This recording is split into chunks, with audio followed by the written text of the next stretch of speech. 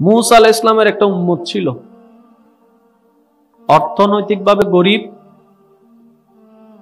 অন্যদিকে নিঃসন্তান, আবার অন্যদিকে ছিল অন্ধ।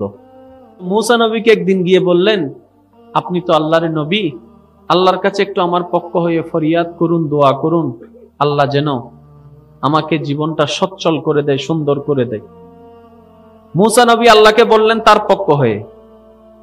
আল্লাহ পাক মূসা নবীকে জানালেন, তোমার সেই উম্মতকে বলো, আমার সেই বান্দাকে বলো, তার একটি দোয়া আমি কবুল করব। মূসা নবী এসে তাকে জানালেন যে আল্লাহ বলেছেন তোমাকে যে কোনো একটি দোয়া কবুল করার সুযোগ দেওয়া হবে। সমস্যা কয়টি? একদিকে অন্ধ, একদিকে অর্থনৈতিক অবস্থা ভালো না, তৃতীয় নম্বর হচ্ছে সন্তান। আল্লাহ দোয়া কবুল করবে কয়টা? সমস্যা কয়টা? সে পড়ে গেছে পেঁচে।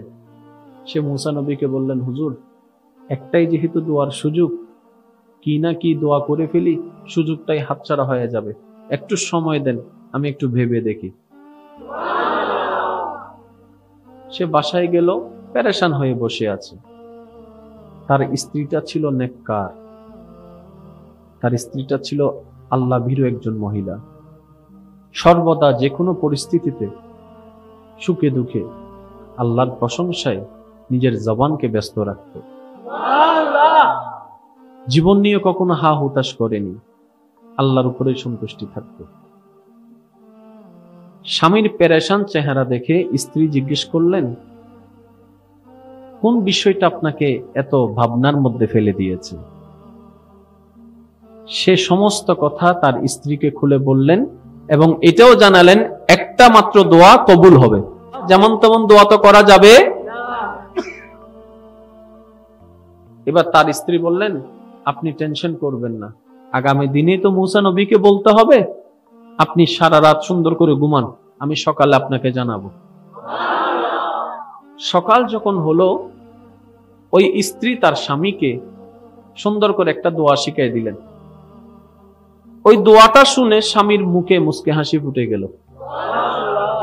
এবার স্বামী দৌড়াই গেলেন মূসা নবীর কাছে। মূসা নবী বললেন, কোন দোয়া করবা সিলেক্ট করেছো, নির্দিষ্ট করেছো? বলে যে হ্যাঁ করেছি।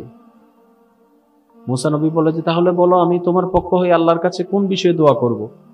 এবার সেই বান্দাটা মূসা নবীকে বলে, হে আল্লাহর নবী মূসা, আপনি আমার পক্ষ হয়ে আমার আল্লাহকে একটি কথা বলুন, আমি যেন সচ্ছলতা জীবনের সাথে সুন্দর একটি ঘরের মধ্যে তৃতীয় সন্তানের বউয়ের হাতের রান্না নিজের চোখে দেখে খেতে পারি। আরেকটু জোরে বলেন না সুবহানাল্লাহ। সচ্ছলতা জীবনের সাথে সুন্দর একটি ঘরের মধ্যে তৃতীয় সন্তানের বউয়ের হাতের রান্না নিজের চোখে দেখে খেতে পারি। মূসা নবী তার কথাটা শুনে মুস্কি হেসে দিলেন, তুমি এই দোয়া? হুজুর আমার স্ত্রীর পরামর্শে এই দোয়াটা শিখেছি। তখন মূসা নবী বললেন, নিঃসন্দেহে তোমার স্ত্রী একজন সৎ আল্লাহ ওয়ালা। সুবহানাল্লাহ। এবার আল্লাহর কাছে মূসা নবী দোয়া করলেন তার পক্ষ হয়ে। আল্লাহ পাক এমন দান করলেন যে তার জীবনটাই সুন্দর হয়ে গেল। সুবহানাল্লাহ।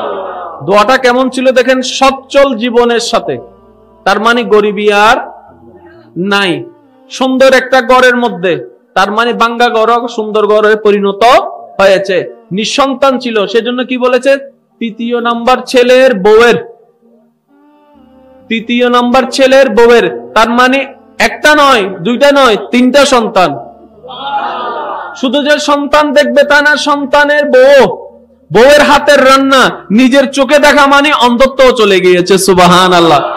তিনটা বিষয়ে একটি দোয়া। বান্দার এই পাগলামি দেখে আল্লাহ তার সারা জীবনের গুনাহ মাফ করে দিয়েছে। আল্লাহ শুধু কারণ খুঁজতে থাকে, বান্দা কিছু একটা কর, অল্প করে কর, মন থেকে কর, আমার জন্য কর। এমন কিছু একটা কর যে করাটা দেখে আমি খুশি হয়ে তোর সারা জীবনের গুনাহকে মাফ করে দিতে পারি।